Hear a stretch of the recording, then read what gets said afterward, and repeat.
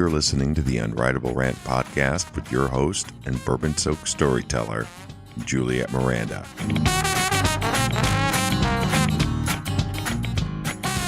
Hi there, y'all. It's Juliette Miranda. Welcome to episode 174 of the Unwritable Rant podcast. Today, I'm doing things a little differently. And by different, I mean I'm not even really hosting the show. Instead, I have turned things over to my new favorite comic ever. His name is Geno Bisconte. He hosts a show along with Aaron Berg on the Anthony Cumia network, Compound Media, called In Hot Water. Y'all, this is the funniest show out there right now. It really is. These guys are hysterical. And Geno is wild. He's raw and unhinged and just so much fun to listen to. So I knew that in having him on this podcast today, we couldn't do things traditionally. I just kind of had to let him do what he does best, and that is just talk. Like me, Geno enjoys his whiskey. In fact, in honor of Geno, I am currently drinking his favorite whiskey right now, and that would be Jameson's. Ugh, I cannot believe I am drinking this swill. No offense, Geno. So y'all, I hope you have as much fun listening to this episode as I did recording it, because it's an absolute blast. So what do you say? Let's turn things over to Geno Bisconte.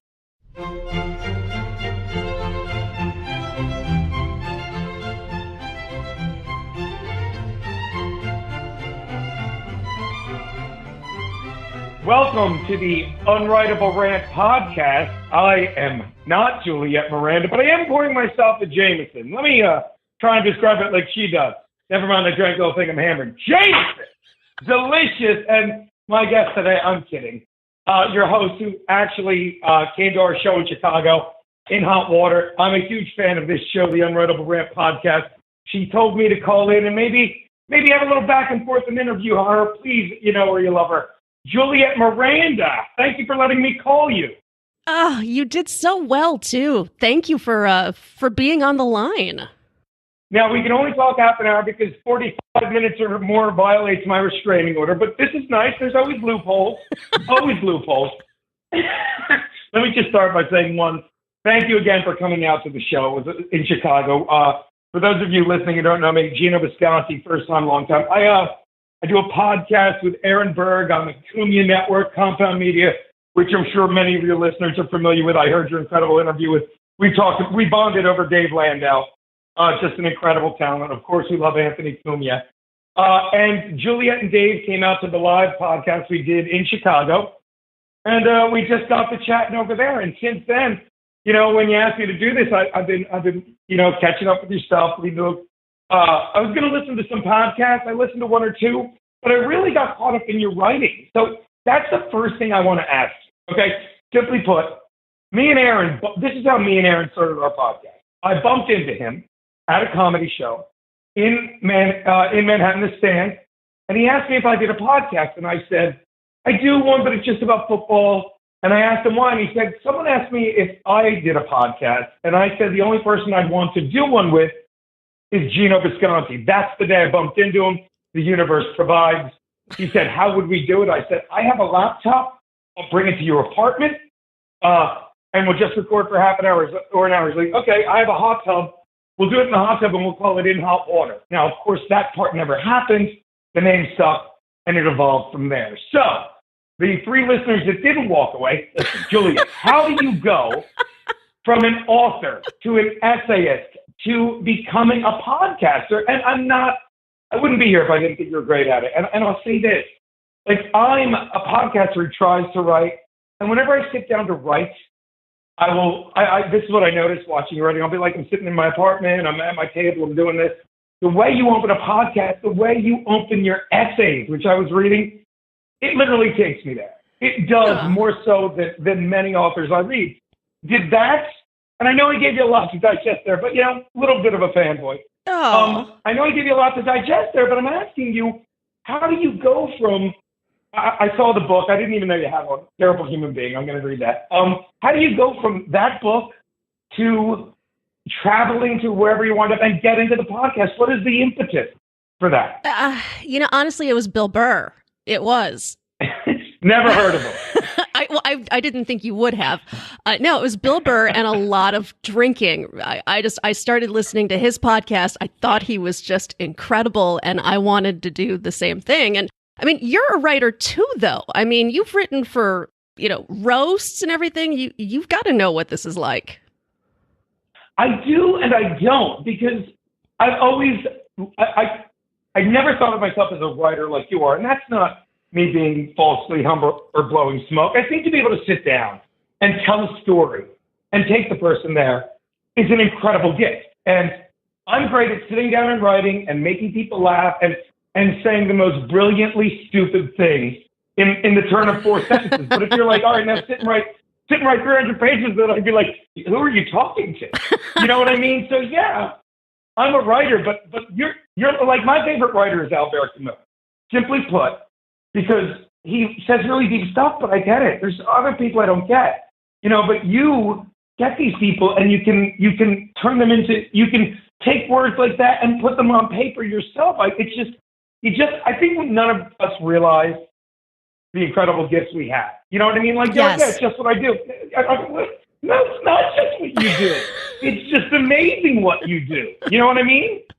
But you are too kind for one thing, but it's just something that I love. You need to love what you're doing. And I've always been a writer. It's just been a part of me. And, I've read a ton of Hemingway, and that's always kind of been in the back of my head, is just that cool simplicity of language. And that's why I love comedy, is because you get that. You're able to tell a story, but you do it in this way that just sucks everybody in. You don't have to be, all verbose about it. It's fun. It really is. But it's just like, here's a story that I'll tell you because I think you'll love it. And it just underscores no matter what you do, I'm a firm believer that you just develop it. No one changes. You just become strong enough to do what you were always supposed to do and be who you were always supposed to be. Case in point, a couple years ago, I'm headlining Anchorage, Alaska. Now I'm just rubbing your nose in my success. You're so glamorous. Eat your heart out, Bill Burr. So jelly. So I'm headlining Anchorage, and the people there are great. They nothing but gratitude. They love, that you flew all the way out there. But there's nothing to do during the day except sit at the bar, drink or whatever, or write if you have talent like you. But my talent is drinking. So I go to the bar, and I'm just bullshitting with the bartender, and she points out this guy. I didn't even have to tell any of the listeners. Typical Alaskan, rugged kind of dude. And I said, who's that? And she goes, that's Travis. She's like, if you're bored, you should go have a drink with him. That guy has lived there his whole life. He takes people on tours. So I go up. I don't tell him who I am. And I say, hey, how you doing, buddy? We get to drinking because, we bond over whiskey because we're men. And I ask him what he does. We get to that. And he goes, he's like, I take city folk like you out on tours. You guys fly up here. You want to go and track big game. So I take you there. And, I show you how to hunt the animal, field strip the animal. It's like the one thing I always tell them though is be careful, because if you don't field strip it right, you'll leave the entrails everywhere and it'll attract bears. I'm like, that never happens. It was like 2 weeks ago. I'm sitting there with 5 guys from New York. He's like, and we're field stripping a deer. Oh, no. He's like, and all of a sudden I hear them screaming. I look up and this bear jumps on top of me and I'm screaming, shoot him. Juliette, this is how we say it. Like I'm giving you the fucking Nick score. And my mouth it's a gape. That's a fancy word. It's really wide open. So I'm like, he's like, so I'm yelling, shoot him. And I'm like, this, and he's like, no, they're paralyzed. I'm like, so what did you do? And it's literally the scene. He's doing the scene like, if you ever saw Seinfeld when Kramer's like fighting the guy in Drunk Motion. It's like, well, luckily I had my gun in my holster, so I reach under my shoulder and I lift over and shoot him through my jacket, once in the neck, under my arm, once in the heart, falls over dead. And Juliette, I'm looking at him like what? He's like, hey, he's like, by the way, what do you do? And I say, I'm the comedian for this week, and I hand to God, he goes like this, oh God, I could never do that. Juliette! What? Oh God, I could never do that, because he had a bear on top of him about to eat him in front of 5 people. But the thought of getting in front of people and telling me jokes. Oh God, no. I mean, what is he? What is he, suicidal? But point is, it's as normal for me to tell a dick joke as you to write an essay or a book as it is for him to shoot a bear and then stand up and yell at the other 5 guys. I don't know if he even helped them clean up their pants. I don't know. But I think that's just whatever goes on in this cosmic thing we're doing or how we're growing up. It's just, I think what sent me on this path is you said, it's what I've always loved doing. And if you don't love what you're doing, it's not going to be good. The more you love something, the more you do it. The more you do something, the better you get at it. And the better you get at something, well, eventually you're going to get paid for it because they want the best of people who do what they do. Absolutely. You know what I mean? Yes. And I think that's how we all wound up where we wound up. And I feel bad for the people that don't, And we've all been the people that haven't before, right? Well, that's just it. I mean, you've got to swim through a lot of crap to get to this point. I mean, it certainly isn't easy. No, but that's just it. It's to coin the old phrase or the cliche, it's not the journey. It's not the destination. It's the journey. And, absolutely. And like I always say, it's like everything we've ever done put us right here. You know what I mean? Right. Put you right here. So you can't, if you look at it like that way, you really can't regret anything because, you know what I mean? It's like all the stupid shit I did. Like you watch our show, you know how I'm always yelling about my ex Sarah, they'll never find her body. But in real life, we're friends because it's like I've had women break up with me. Well, whatever it is I'm doing with you. Who would break up with you? What's that? I said, who would break up with you? That's and I don't have a gun to her head. I don't know. I mean, because I've got my shit together. But to this day, because I'll tell you something, you'll get a kick out of. Like, I don't like this all the time, but in a relationship, I'm the girl. I'm like, no, don't leave. I can fix this. And the girl was like, I can't do this anymore. And it wasn't like a mean thing. She's like, I can't watch you do stand-up. Because this is like, I know comics that are successful at what they do. And, not in huge scale, but and their wives or girlfriends will be like, you got to quit this comedy thing. I was struggling. And she's like, she knew I was never going to quit. That was the one thing that kept me. It was like, look, I love how passionate you are about this, but I can't do this anymore. So how do you not, look back at that part of your life and love and respect them? Like, thank God you dumped my ass. Yes. Thank God one of us was strong enough for the both of us. Absolutely. And yeah. Yeah. So how do you, all right, so you're all caught up on me. What is your jumping off point? Like, obviously you're in LA, you were a musician, you hung out with bands. What is that part? Because that's from the book, unless I skimmed it properly. You know what? You did more than a lot of people. Nobody reads. Reading, that's crazy. There's no book on tape. F this. But so the book, you write that, you go on a tour. What put you from the book to here? Well, so I used to work in the music industry, and I spent a lot of time, writing about rock bands and interviewing rock bands. And it was actually my lowest point in LA that got me back here. I was broke. I'd been there for like 8 years. Back here being Chicago. Yeah. I'm from Chicago. I moved to LA, and it was the roughest entire experience of my life. And I'm at the lowest point. I was broke. I had nowhere to go. I was, my apartment was about to be pulled out from under me.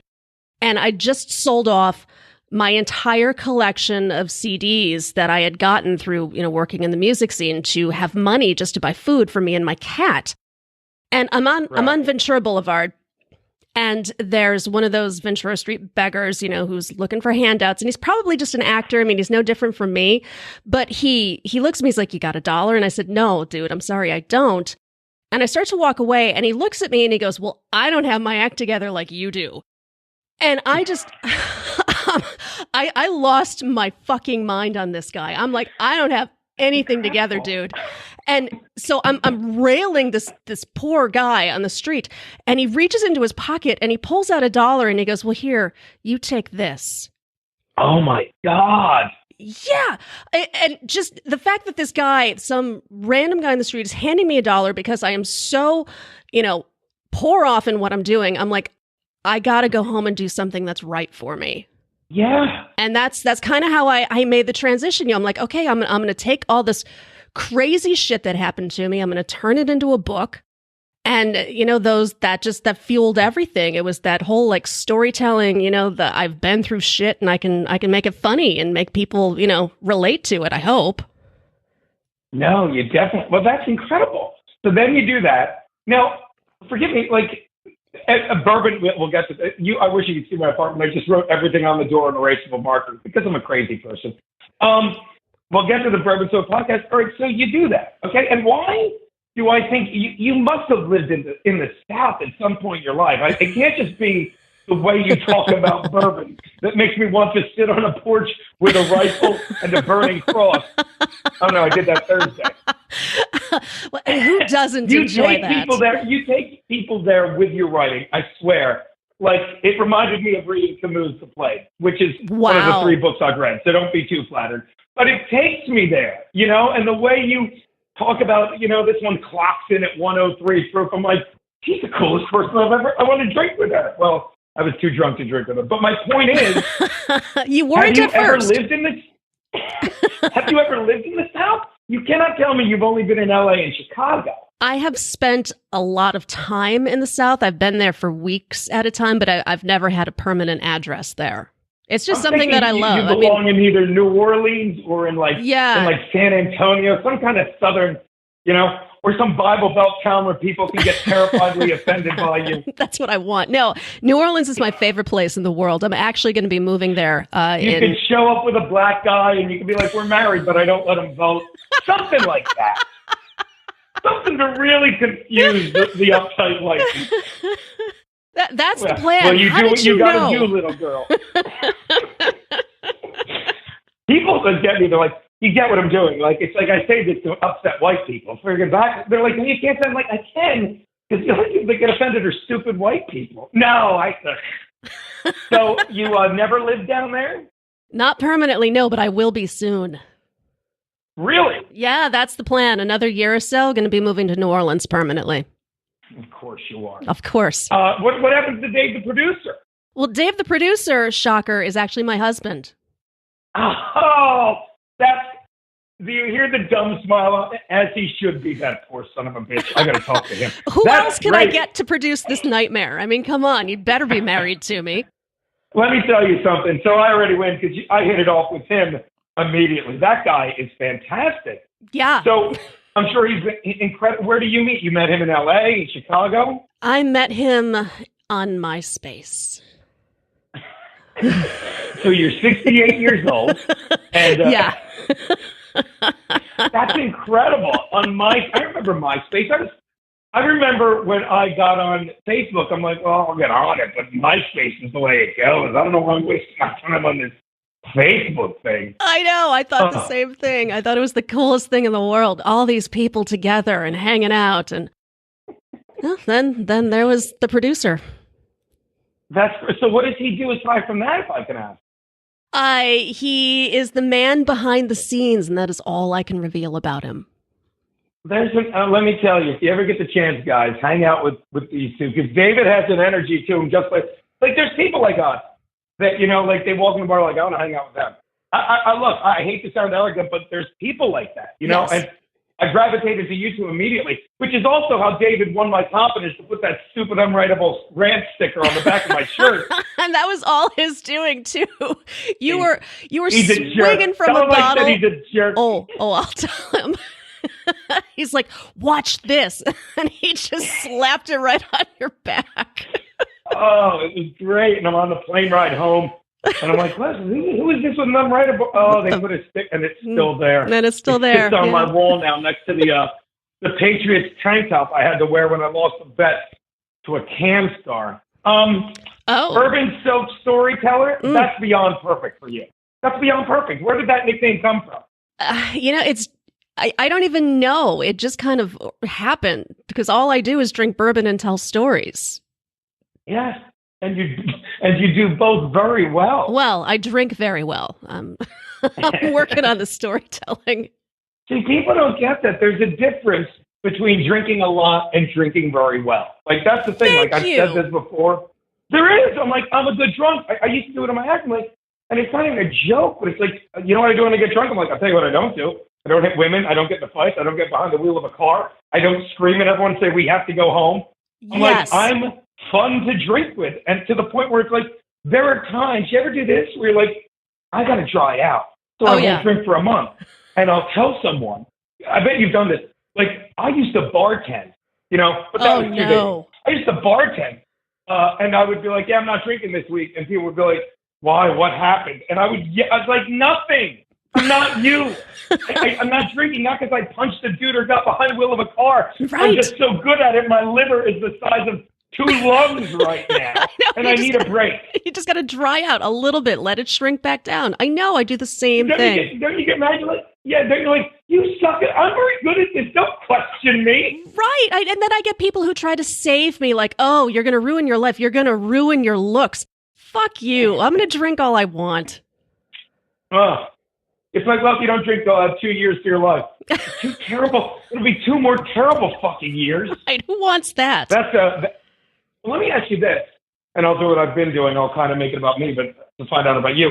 When I was a kid growing up, like I make jokes about, you saw my act, I make jokes about, irreverent things, but like I make a joke about hitting women because I grew up in a household where my father loved and respected my mother. And he would come home and he'd drink. He wouldn't come home, and have a bottle, like 3 bottles of wine and just get unruly. He'd come home, he'd sit back, he'd have a whiskey or a wine, and he just made drinking look so cool. Now, don't get me wrong, he smoked cigarettes too, but he was a farmer and he used pesticides. So whenever he would smoke, he'd start coughing like, I'm never going to smoke cigarettes. But the way he would just drink and relax, I'm like, I'm drinking. That's what you do. That's what a man does. A man drinks, and he drinks properly. He doesn't get drunk to get into a fight. He gets drunk because he needs to escape from whatever the hell the last 12 hours just were. I tell people drinking is like food. You drink because you enjoy it, because it tastes good. It's just, it's exciting and fun, and there's so much to learn about it. That's why I like talking about it, is because there's so much there to know. Yeah, I will give you that. When you describe your whiskey at the beginning of each episode, it's like I'm just a drunk. I don't look at whiskey like she looks at whiskey. Yeah, I call it whiskey porn. It really is. Well, and the way you tell a story, like I've been listening to the podcast, and I hope you take the compliment in this. Like I'll listen to, and not the interviews, because there's a distinct difference between, like when I first started listening to your podcast, I listened to the Landau, I listened to the Cumia, I listened to the Bob Levy episode because I love Bob Levy. Me too. I saw that you interviewed him.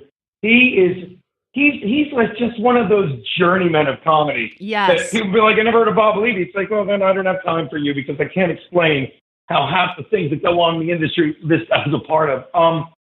But there's those interviews, which is great, and I love them. But when you just have your own story, when it's more storytelling, that's like, just get ready for bed. I'll lie down, I'll pop one in, I'm like, maybe I can make it 10 minutes in, and I'm out. It's like I'm in a different place, a different time. I'm listening to you tell the what was this? I can't remember the last one I was just listening to. Oh, the one about Galentine's Day. I'm like, I don't even know. I'm like, she's got to be making fun of this, and halfway through I just fell asleep. But they're 2 completely different things. So it's almost like you're using, I don't want to say 2 different muscles, but you must.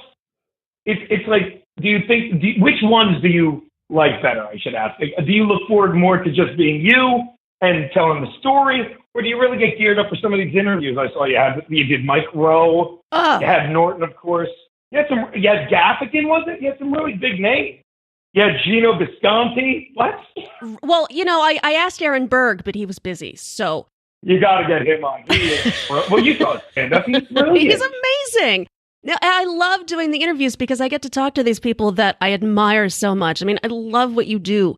I love how just like raw and just like fire driven you are. And I love hearing what goes into that and where it comes from. And I mean, being able to talk to all these people that are just, my inspiration makes the stories better, I think, because I'm able to just like learn from what they do. Yeah. I mean, it just shows, and you can tell you're really enjoying it, so that's great. So I saw that you're working. So right now, you got to be really thrilled with how the podcast is going, right? Like, it's in a great place. It's know good. You. And what's the Podern Family? You link it with that, correct? If you use that hashtag, a lot of your other buddies will pop up and such. Mm-hmm. I pay attention. Look at you. But I'm told, and I Googled it in between porn and drinking, that you're working on another book now, your second book, correct? Yeah, I'm not working on it as diligently as I should be because, oh my God, it's just a lot of writing, between the podcast and, other stuff that I've got going on. It's a lot. We can go back 10 minutes. I believe I said that's what books are, and that's why I can't do it. But go on. It's a lot of writing. Go on. No, it is. I'm not going to be redundant. All these words, and you got to use different ones in the right order. You have to make them make sense and put grammar and stuff in there. It's really hard. But I'm just not focused on it because I don't feel like people are reading right now. I don't, and it's a bummer, but I find that I'm getting far more traction off the podcast than I ever did on the book. So that's just where I'm sticking. Obviously, because I'm right there with you. I used to read, not a lot, but I've gotten so bad at reading. I've gotten, I even have trouble with I have an Audible app on my phone now. As my cat sticks and attacks my ankle. Aww. I have an Audible app on my, how great is that cat? I have the Audible app on my phone now, and honest to God, it's I'll fall asleep reading a book, listening to a book. I'm it's terrifying just because I used to love reading. I have all these, I read all of Camus. I never read in high school, even though you're supposed to. Nobody did. And then, I fell in love with Camus and Hess. All these guys. It's great literature. Now it's I just look at those books. I'm I don't think I could read that again if I had to. You know what I mean? So you were reading some pretty heavy-duty philosophers there. I mean, existentialists. Well, to quote a homeless person from L.A., I didn't always have my shit together like you, Juliette. That's called a callback in the biz. All right, let me cross that off. But it's incredible how I think everything, when you're on the right path or in tune with the universe, and you've seen me try and sneak this in on the podcast, and Garrett and John and Aaron wreck me. But it's when your stuff finds you.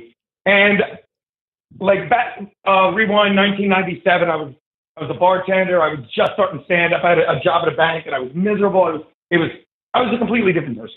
And then I lost my mother to cancer. Anyway, I lost both my parents in the course of a year and a half, and I just bottomed out. I was miserable. And I'll tell you, I was just miserable. It's too long a story to tell, but I grew up in a household where there was nothing but joy ever. And I had a couple of moments where my mother was just reaching out to me and saying, you're not like this. We didn't raise you to be miserable little pricks. And then one time I picked up The Plague by Camus, and I just started reading. I'm this is a good read. And I tore through it, and there's a line in it that I'll never forget. And you come to find out The Plague, I don't know if you know this. I mean, I'm talking to your listeners, I'm sure you do. He wrote it while he was in French-occupied Germany. Mm-hmm. Excuse me, Germany-occupied France. That's why I'm not a teacher like my brother. And that's what The Plague was about. And there's a line, but in the book, people are dying from the plague in this island called Rant. And the line he says, and it's my mother just reaching out to me saying, what the fuck are you doing? That people were getting used to the plague. It was one thing when it first started, the citizens were fighting it, and they had crews together, and they're it's going to be over. And then halfway through, they're just waking up, living day to day with the plague. And he's and that's when it dawns on me that the only thing worse than despair is the habit of despair. Wow. And I will never forget that. That was that lightning bolt moment where my mother's yeah, you can be upset, but you're being a dick, and you're not good at being a dick. And it's be upset, fix it. And that was a big part of me. So that's another reason my act, I talk about dark things, because I've had it. If you do a joke about cancer, we're oh, that's not funny. Oh, did you have the relative that died of cancer? We've been looking for years for the one person who had a relative who died of cancer. Did you do a joke about the Holocaust? Yeah, it was bad. Oh, that was bad? I thought it was efficient. I fucking can't stand. This is how arrogant people become. Yes. Oh, you can't do a joke about slavery? Why? It was just a bad business model. We're bringing it back. Stop it. Every joke I make is what we talked about earlier. Everything we did was stupid as a country, as a culture, but it's here. And things are pretty good now. I don't care what anyone says. They're as good as you want them to be. So that is and of course, Captain, way off tangent. But that was why I was reading these heavy books. And I'll tell you, to this day, one of the only books I can still sit and read. It's actually an epic poem. Please tell me you love it. Khalil Gibran's The Prophet. It's the greatest. It's the greatest piece of. It explains everything. Everything. Wow. You've read it, correct? Of course, yeah. And Sid Hart by Hess, because it touches on shit like that. But if you read it, it's the simple guide to life. It's better than the Bible, better than the Torah or the Quran, I would imagine. Just tells you everything. And it even talks about what we touched upon with work. Be packed. Like, if you don't like what you do, it's like you're better off going to the temple, sitting in the front door, and just hoping people give you handouts. Like, because if you don't bake something with love, you bake a bitter bread that is fit for no man. Come on. I can't remember like what I had for lunch, and I'm telling you that line, that's how good writing is. You know what I mean? Yes. It's powerful. It's the kind of thing that sits with you like that. That just blows me away. So all that said, and we'll get back to you, take the compliment. Because your writing it takes people somewhere. But that also said, if I can alleviate or ameliorate, I'm trying to use a big word again because you're a writer. If I can put you at ease a little bit, you'll be ready to write when you're ready to write. But all the stuff you're doing now, you can tell how much you love it. And that's great. You know what I mean? It feels incredible. I mean, it really does. This is the most fun I've ever had doing anything. That's an incredible statement right there. Like, do you ever feel like you're getting away with something? Like, I Yes. say this all the time. Like, someone's going to. These are the three things I do for a living. And I can't even say what they do this. I wake up, I hang out with Aaron Berg, and I'll say Garrett and John, who are our producers that are brilliant. And I guess this is I can't remember the last time, and thanks again for letting me do this. I did an actual interview with someone, because that show started with, sometimes I'll interview people, but for the most part, I'm hanging on for dear life, just trying to steer the show, or as Berg says, keep spinning those plates, Geno. I do that. At night, I tell jokes. I get to say whatever, and I write a sports sheet, and I just get to talk about sports. Yeah, 5 nights a week, and it's like, it's what my father used to say, and I get this now. And I said on the show all the time, you probably heard it, but for your listeners, whenever someone asked my dad how he was doing, he would say, if I was doing any better, I couldn't stand it. And I get that now. Yes. Like, I get it. It's like, I don't know what, like, there was you've seen the show, there's times at the end of the month, and we'll tell the dumbest joke in the world, and I'll look at the camera like, they're sending us a check this week. They're sending me a check. And Berg's like, there's a comma in it. There's a comma in it. They're sending us a check. And I said this to people, like, someone's going to walk into this bar or this apartment and just be like, you can't do this anymore. I'm like, what took you so long to catch me? Because I'm getting away with it. And that's exactly, and hopefully you heard my smile through the phone when you said it, but yes, that's exactly what I felt when you said, I can't believe how much fun I'm having. But I'll say this, that we forget, it's a beautiful thing that we forget. It seems like not too long ago, you were selling every CD you had to buy peanut butter while being chastised by a homeless person. Yeah. You put in your work. You did your dues. And you know why, dare I say? Because to do anything else would have been insane. You know what I mean? Like, people have said to me, and I'm curious, like, what your point. Like, people have said to me, it must take so much courage to chase your dream like this. Chase my dream. I moved to New York when I was 31. Actually, March 7th, I don't know when this airs, my 18-year anniversary moving up here. I thought it'd be up here like 5 years. No, it's like I just chased my dream, and I was always like, well, I'm not going back to banking. I'm not moving back to Vineland, New Jersey. Of course. So you can't, like, you're like, look, I tried this. I was here in LA. It's like, now I just got to go get what I want to do. I'm tired of doing what I thought I was supposed to do. Let's see what happens when I do what I want to do. And it's the most fun you've been having ever, you said. And that's incredible. And well fucking deserved, Juliette. Oh, why, thank you. I wrote some other stuff down on the wall. Okay, I told you mine. I got to know, because I love bugging authors. Hemingway, that's your favorite author? Oh, hands down. Ernest Hemingway and Charles Bukowski. Of course, Bukowski. Well, not of course, but I know him. The greatest drunk ever. Cool. Yeah, you're exactly right. He is. You never saw my Uncle Frank in between work as a plumber and doing a volunteer fire gig. A Movable Feast. Like, I read that, and I know that's one of his more popular ones, but that was like there are books that I tear through and I'm like, this guy's a good author because I read him so easily, you know? Mm-hmm. That's a great book. What's your favorite Hemingway book? Probably Sun Also Rises is first. Really? Yeah. I love that you have to double check. Yeah.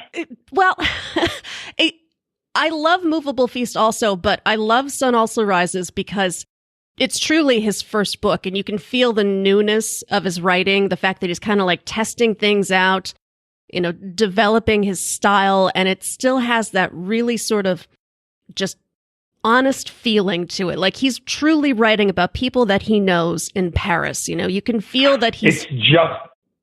It's just raw enough that you're like, this guy's great, but I don't want, you don't like, you know, the polished Hemingway, but you're like, I like this, you know, just not so sure, but that it's coming from a place, there's a certain beauty to writing with a little insecurity is what you're saying.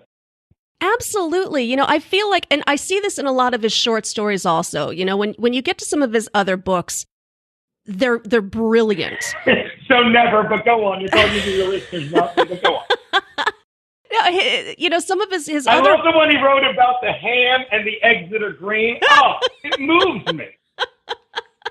Go on, Juliette. Who doesn't love green eggs and ham? Nazis. Terrible human beings. Oh, Dr. Seuss, by the way, was an amazing artist, but... Theodor Geisel, I have his book. You do? Look at you. His book of pictures.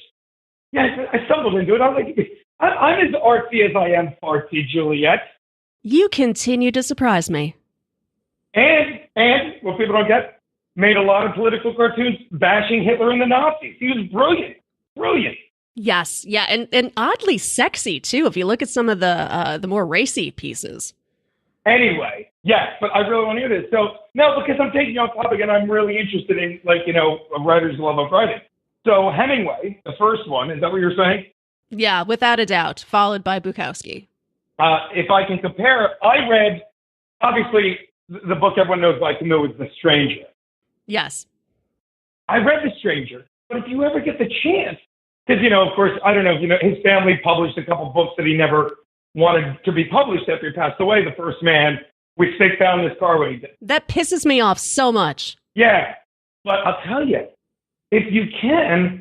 read a book if you can find it. I can't imagine you wouldn't. It's called A Happy Life. And it's just like The Stranger, you look at it, he's like, oh, he wrote that. And then he's like, this isn't good. And it's fucking amazing. He's like, I could say this more succinctly. And it's like, it's The Stranger. It's not, but it is. Huh. It's like, there's the lead character in The Stranger is Mersal. The character in this is Mersal, but it's spelled slightly differently. The one in A Happy Life, is asked to kill this old dude. The old dude's like, you got to kill me. It's just, it's what you said about, like, I felt very cool reading it because I'll say it again when I love about Camus. I think he's brilliant and I get him. And I think I'm very smart in some ways, but I'm very stupid in some ways. I really am. I'm not, like, it's not false humility. But I read this, I'm like, oh my God, I'm reading it, falling in love with him for the same reason you're talking about Hemingway. He's wrong, he's insecure, and he's like, he was so brilliant. He's like, this sucks. This sucks. It's like Da Vinci did The Last Supper. It's like, I think the dinner plates are too big. Are you fucking out of your mind? What is wrong with you? What is, I mean, it's garbage. What? But I love that. I think, I did some writing when I was younger. Like, I had a blog or whatever. It was a journal. But when I write, and I'm curious if this is part of the problem, like, people always like, I miss your writing. I used to write for a magazine and stuff, a small one, not like a real one in Delaware. But it was just like, I could only write from a sad or angry place. That's why on the old afternoon iteration of the show, I used to open every week with a rant. Right. But I don't like writing that. I can't do that 4 days a week. I tried to, I'm like, I just don't want to channel that frustration every morning, and we don't have the time. But when I used to, like, I go back and read some of my old writings, I'm like, that's really cool. I don't think it's, like, publishable or great, but it's like, I like the rawness of it that we're talking about. We're like, to tap into that, that's the gift. And you're so good at it, and you are. I'm not just saying that because you do it. You probably don't even realize how well you tap that muscle. To be able to tap into that, it's not even coming from you. It's almost coming through you. You ever feel like that? You're ever like, who the fuck wrote this? It's great. You ever do that? I do, yeah. And I always, like, David will look at me after I've written something and I'm like, that's fucking awesome. And he's like, simmer down, Hemingway. There are times I'm on stage and I will say something so funny, right? And it's just an ad lib and it comes through me. And I will, like, perfect example, because me and my buddy Kevin Dombrowski, another great comedian, he just did his album. But he's like really good. And he's younger, but he's like my little brother in comedy. And we just go over stuff. And I'm like, he'll be trying so hard to write a joke. And I'm like, look, not going to write this joke talking to me. Got to get on stage. You'll be in the space. And don't look for something. Be open, and it'll find you. And I had this one joke that it's on the album where I talk about my nephew. And I can't even remember what I was saying. It never worked. And I go, now it's 10 years later. I'm talking about my nephew. He's in third grade. He wants me to tell you a joke. And I'm like, excuse me. And I go, okay, so now it's 2 years later. He's still in third grade, the little retard. Oh, my God. I didn't say that. It came out of my mouth. I didn't say it. And I fall on the stage on one knee. You know, I'm like, I know it's not this funny. I'm like, but I look at it. Sometimes I'll say something and I'll be like, who said that? That guy's hilarious. It's the same, any creative place. I mean, but with writing, that's got to be such a rush. You sit there and you're like, fuck you, Hemingway. Let's go top this. But that's the incredible part of the creative process where we make fun of the arrogance of like people that just think they know everything. We know we don't know anything, but there's a certain arrogance. You're like, I can do that. When it all comes together, you know it and you can feel it. But you said something before that I want to ask you about. You said something about writing and not wanting to write from a dark place. I don't even know where I'm trying to go with this, but I hear so many comedians and people talking about how, you know, they had these horrible, tragic, you know, existences, and that's where the comedy comes from. Is that necessary? I mean, does it have to work that way? It does not have to work that way. I think if you hang out here with some of the, like, I will tell you, my favorite comedian in the world, let me rephrase, the funniest comedian in the world right now to me, and I think Bill Burr is a genius, and you know, and I love all these guys. David Tell is the funniest comedian in the world.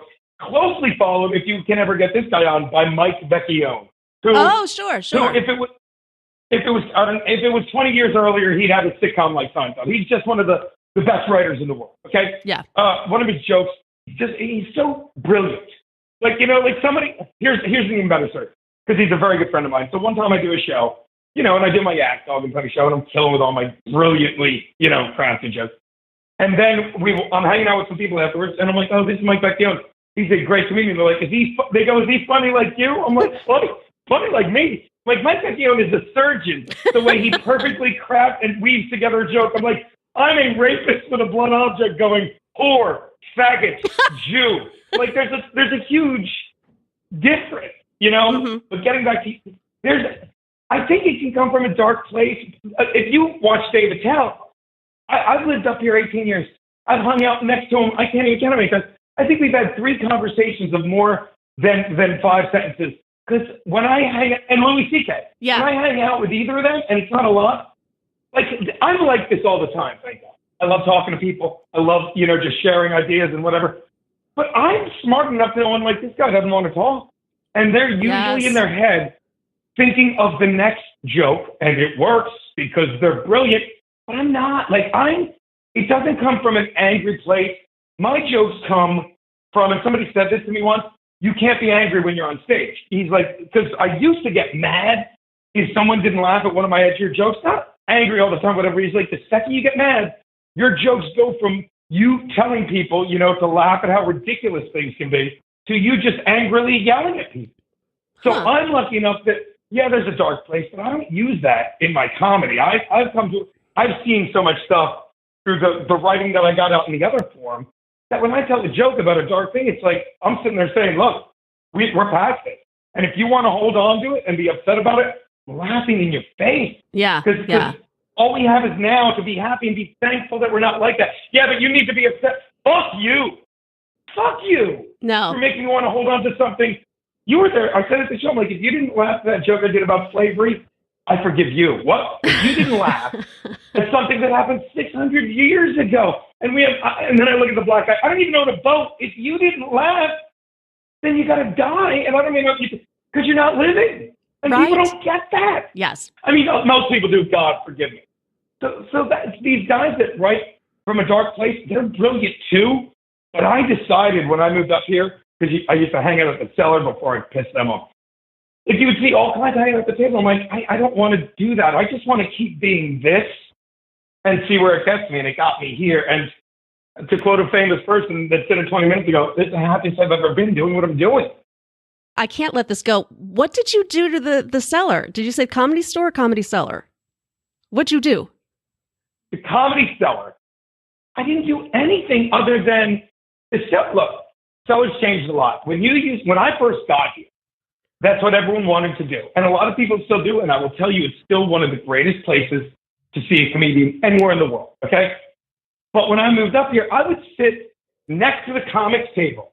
And it was like Carson almost before I was passed. And you'd get called over. Sometimes you'd be talking to Patrice, or you'd sit down and Byrne would be like, come here. Or Norton would be like, hey, I want to do a gig with you.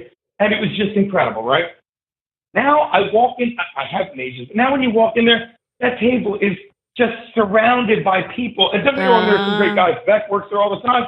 They just want to sit there and talk about, old comics and how comedy is changing and all that. It's not about that. It's not about the hang anymore. So long story short, they finally, this is like 3-4 years ago, they finally passed, and I was working there for about a month, and then I went to LA, to do what I do, which is make everyone think it's pilot season, but I'm getting drunk with my buddy and writing a sports sheet. And, and then I come back and I'm like, hey, I've been getting spots. And the guy said, and let me preface with this, I'm wrong. I know I'm wrong. You've never heard me bitch about it, or you wouldn't even need to ask what happened.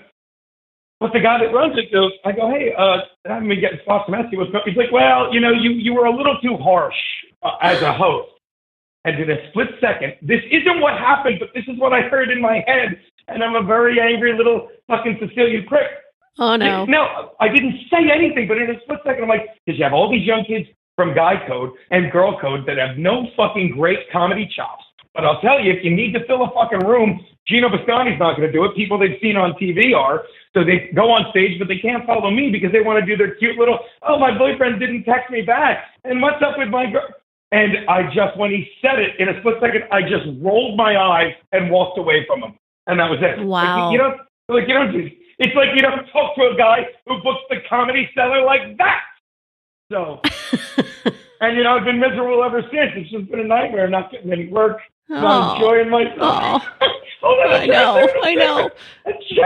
There's no joy. People are encouraging you to do this. Oh, it's ridiculous. Did I cover everything I want? You should. Oh, let me just go over the last. You should read books on tape, hopefully your own, because you're fucking great at it. Dave is a saint. I just realized that now. Yes, he is. He is a saint. And why is it? Oh, the name. Did I ask you this? Because I told you I opened Why We're in Hot Water. Why is it called the Unwritable Rant podcast? Was that a blog you did at one time, or what was it? No, the podcast has evolved over the past 3 years. It started out as an unwritable rant. I was just bitching about all the shit that I wouldn't put on paper. Oh my God, that's common sense. You couldn't write it, so you spoke it. Yeah. Yeah, and that's why I'm telling these crazy stories about people that I've known and slept with. I don't want this in print. Let it just go out into the ether, and then I'll pretend it never happened. Because when you write it, it's like a confession. When you say it on a podcast, you're just hanging out with your friends. Yeah. It's so true. Yep, that's it. Yep, just drinking with my friends. Oh. All right, well, they're playing the music. I guess I have to let you go. Again, I cannot thank you enough. Well, you're saying you got to go. I know you do 30 minutes. I've been holding you hostage. I adore for you. 40. What's that? I said I adore you. No, this is I heard awesome. you. I just like hearing it twice. Okay. Now you're. There's no. I'm not saying I'm a very transparent person, and I wouldn't have had so much fun with this interview if I wasn't such a big fan. Like you. Let me tell you, you were with us in Chicago. Let me explain to your fans what happened in Chicago. Because again, life is all gratitude. Me and Berg go there. And our fans show up at 7 o'clock. We're like, well, we'll get there at 7 in case they want to hang out with us. Our fans are all there. They bring me whiskey, him cigars. I'm like, don't worry, Berg. We're doing the comedy show first. I won't get too drunk. And I'm not for the comedy show, but halfway through the podcast, all the whiskey hits me. When I come to, one of the only things I remember is you saying, I'd love for you to do my podcast. Maybe you can even interview me. I'm like, I'm the coolest man that's ever lived. And then I throw up in seat 14E. But that doesn't matter. No, the best part, I walk in and it's like 7 o'clock or so. You've just cracked open that bottle of whiskey. You walk right up to me and you're like, have a shot. And I'm like, and I've arrived. And did you see what someone tweeted? Berg's like, you got a problem because someone tweeted, I saw Michael Jordan score a basket. I saw Wayne Gretzky score a goal. I saw Geno Bisconte do a shot with me. I'm like, I'm the greatest man alive. Your fans love you, and I totally get it. You guys are so funny. You're awesome. You're so just generous in your time, and I just seriously for doing this, I cannot thank you enough. I mean, this is above and beyond. You're so awesome. Pleasure was all mine. Listen to our podcast, In Hot Water, on Compound Media. You talk about it all the time. Get on, if I can ask you, this is how you pay me back. Do yourself a favor. I know you love them both. Find time to get on Berg. He's like 10 times more brilliant, and yet he does this with a wife and a child. He's incredible. And get on Becky on if you can. You will, you'll love them. They're fantastic. They're great. You got it. All right, awesome. Tell Dave I said yo, and he's never getting his sticker back. This has been the Unwritable Rant podcast. I'm going to go read Movable Feast and figure out what the hell that book was fucking about. All right? Cheers, y'all. Ciao, ciao. Go to theunwritablerant.com and sign up to get early access to interviews and new videos. And don't forget to connect with Juliette on Twitter at Morning Neurosis. Girl, you as pretty as a Sunday morning, standing on the corner at Carondelet. What you say we make our way up to Bourbon, couple hurricanes and a hand grenade, and get blown away. Let the chips fall where they may. If it's all the same, what you say, bon ton lady. Hey, pretty mama, I can smell the gumbo. Sweetest taste of honeysuckle on my lips. Good God Almighty, I can hear the trombone. Every heart ought to beat to a rhythm like this. Come a little closer, honey, let me hold you. Nothing tastes better than a bourbon kiss. You can be the flower on my magnolia. Every heart ought to beat to a rhythm like this.